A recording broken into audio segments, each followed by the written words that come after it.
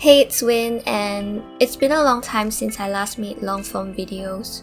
Today, I'm gonna share with you 5 things that helped me in my art journey so far. I will be showing you the time-lapse of my latest piece in the background, and it's something I drew for White Day.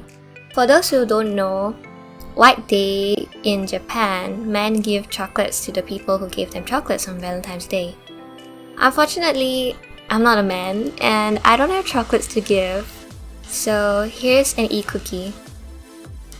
This drawing is extra special to me because it's based on a drawing that I did when I first got my very first drawing tablet.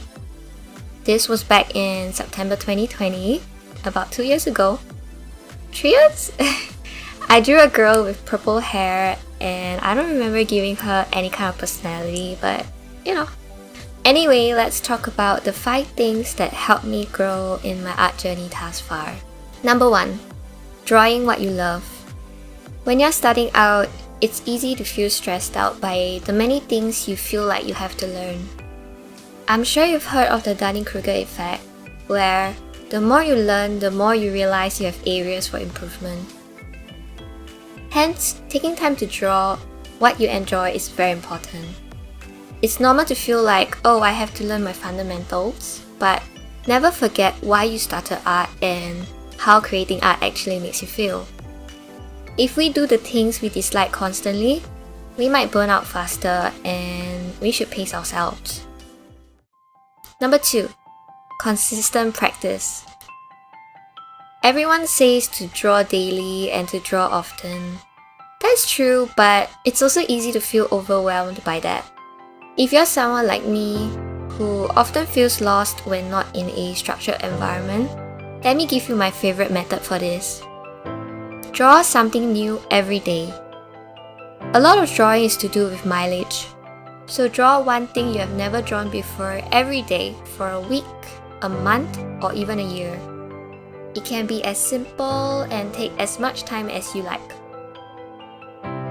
Perhaps you only have 5 minutes of energy left for today, and so you draw the cup that is holding your tea. If you want it to be extra useful, you can use it to practice and build up your visual library for any future projects that you have in mind. Number 3. Use references. We all know how hard it is to draw from imagination. So be nice to your brain and use more references. Collect and hoard the images that make you feel inspired to create.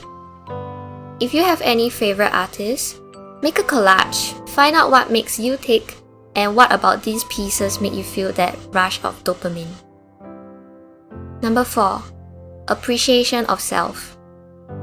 I don't know about you, but I often compare my art to others. It can be painful and draining.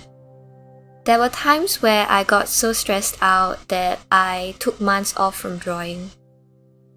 If you suffer from the same feelings, my advice to you is to acknowledge one good thing you have done every time you draw.